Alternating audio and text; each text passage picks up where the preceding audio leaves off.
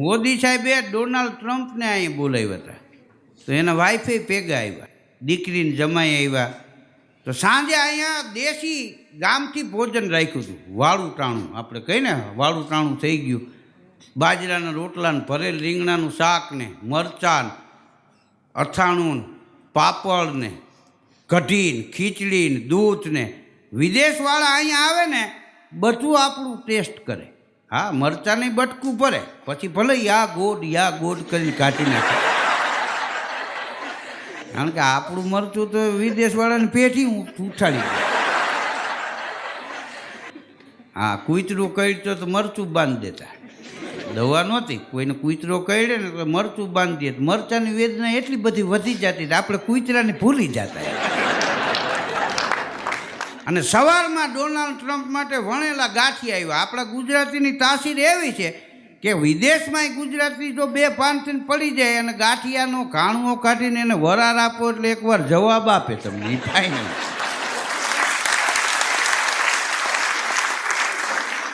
હા, સુગંધ આવે તો ઘણા બેઠા થયાના દાખલા છે. હા, આ ગાંઠિયાની વરાળ જ એવી છે. સવારે વણેલા ગાંઠિયા આવ્યા. ડોનાલ્ડ ટ્રમ્પ કે વોટ ઇઝ ધીસ? તો કે ધીસ ઇઝ વણેલા ગાંઠિયા. તે વણેલા ગાંઠિયાને દઈને ખાધું. પછી પાછા અમેરિકા ગયા ને ડોનાલ્ડ ટ્રમ્પ, તો ન્યા જઈને બોલ્યા. એ કે કોણ કે છે ગુજરાતમાં શિક્ષણનો અભાવ છે? અરે ગુજરાતમાં તો સવારે ગાંઠિયા ભણેલા આવે છે.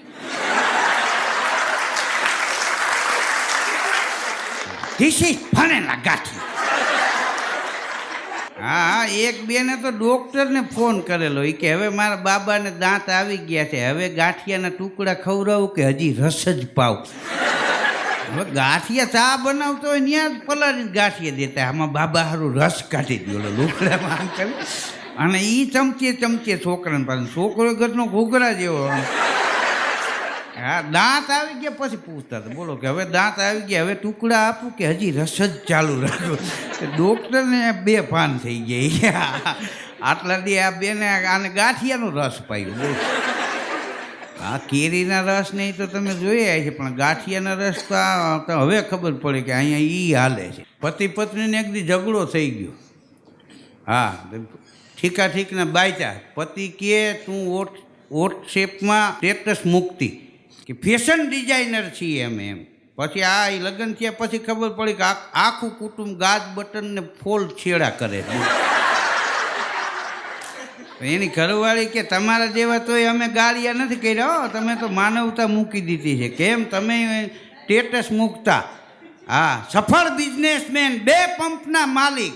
અહીં આવ્યા ત્યાં ખબર પડી કે સાયકલની પંચરની દુકાન છે ને હવા ભરવાના 2 પંપ.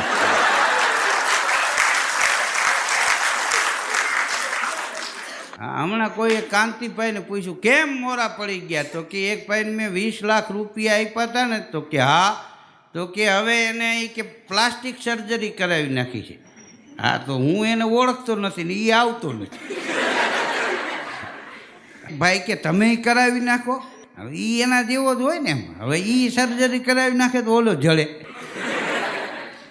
હા, એક ભાઈ એના છોકરાનું એડમિશન લેવા ગયા સ્કૂલે, તો સિક્યુરિટીવાળો બેઠો હતો ને એને પૂછ્યું પટાવાળાને કે આ સ્કૂલ કેવી છે? અરે કે હારામાં હારી આ સ્કૂલ. કે ભાઈ હું આમાં જ ભણ્યો.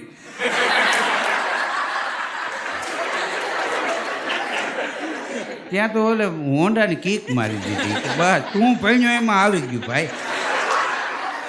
હા, આપણી કહેવત છે બોયકટમાં બકલ નહીં, ગધેડાની નકલ નહીં. બોયકટમાં બકલ નહીં, ગધેડાની નકલ નહીં, ટોળાને અકલ નહીં.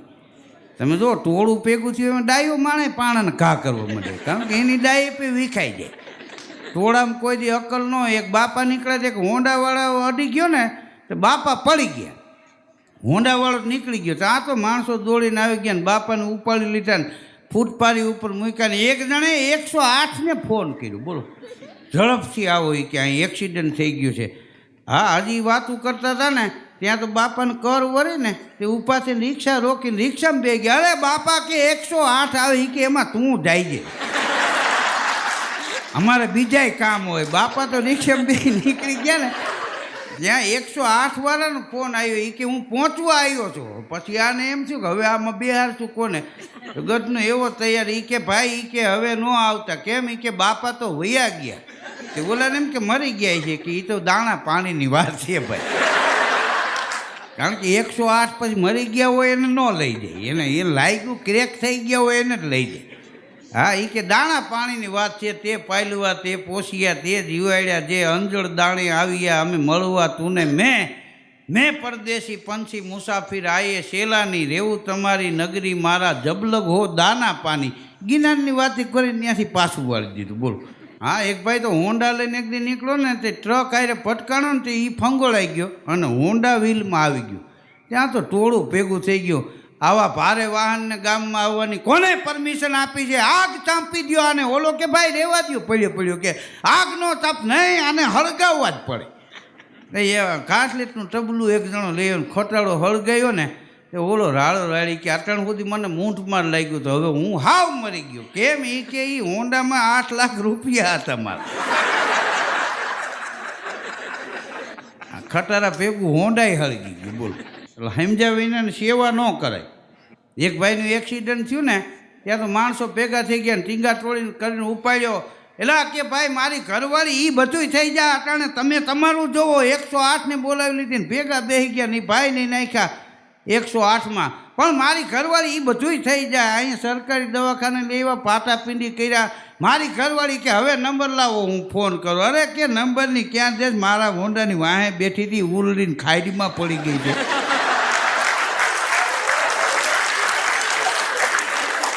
તો કે ન્યા કહેવાય ને પણ તું હા પડી જઈ કહું ને ઉપાડ્યો ત્યાંથી મારી ઘરવાળી. તમે રહેવા દો તમે, પણ હું કરું મારે. હા મને થોડુંક જ ક્રેક થયું. એ પાણીના ખાડામાં ઉલડીને પડી છે. જાઓ. એટલે ઉતાવળમાં માણસોને ખબર નથી, ભેવટી જાય માણસો. શું કરે છે એ નક્કી ન હોય. 4 બંગડીવાળી ગાડીમાં એક શેઠાણી બેઠા હતા. બોલો. આ 4 બંગડી ગાડીમાં શું કામ લગાડવી પડી એ એક મુદ્દો છે. બાયુએ પહેરવાનું બંધ કર્યું ને પછી ગાડીમાં ઠપકારી. બંગડીની કાંઈ કિંમત તો રાખવી ને એમ. 4 બંગડીવાળી ગાડીમાં શેઠાણી બેઠા હતા ને વળી ભિખારી આવ્યો. લાંબો હાથ કર્યો વ્રત ભિખારી.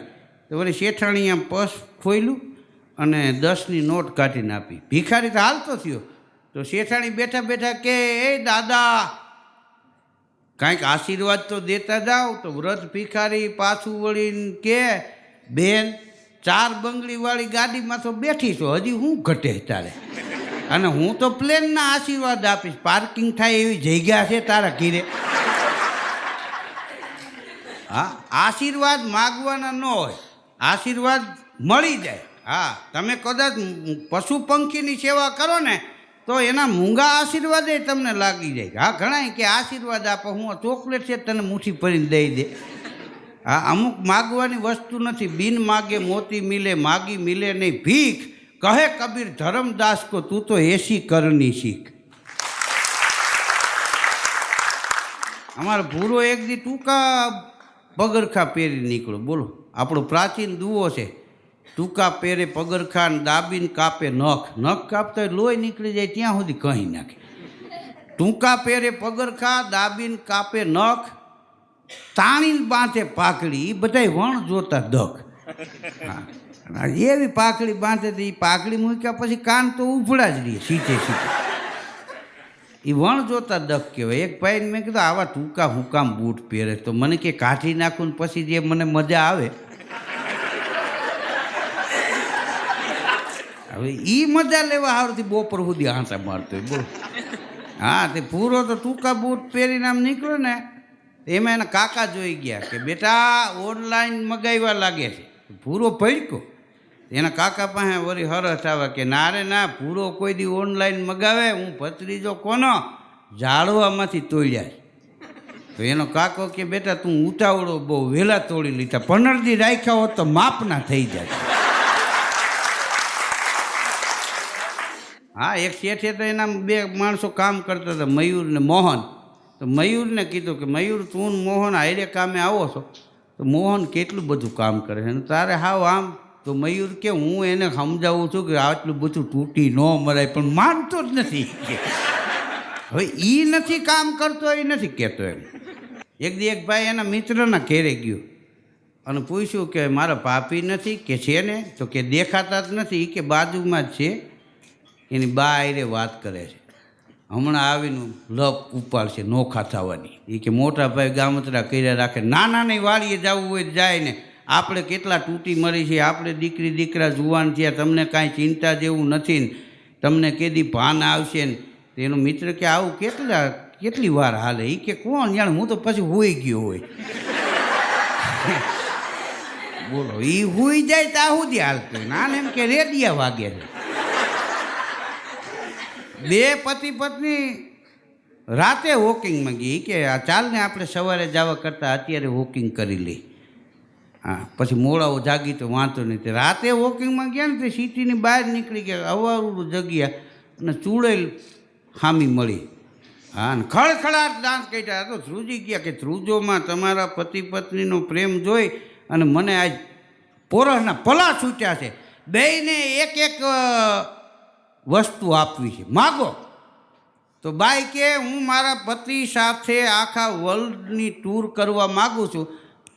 આમ 2 ચપટી મારી દો, આખા વર્લ્ડ ટૂરની 2 ટિકિટ આવી ગયો, રહેવા જમવાની વ્યવસ્થા સાથે. હાલે કે મોજ કરી. એના પતિને કે હવે તમે માગો.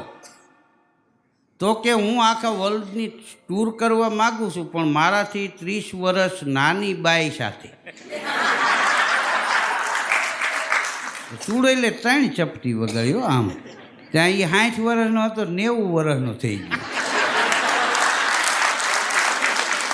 હાથમાં એક હાથમાં લખવા નામ કરે. હવે એને તો ખબર ન હોય કે આ ચૂડેલ આખર તો સ્ત્રી ને, એ તો એના પક્ષનું જ તાણે ને. હા, એ આપણા પક્ષમાં રહે કોઈ દી. પછી કે હવે ન મળે, એક વરદાનની જ વાત હતી.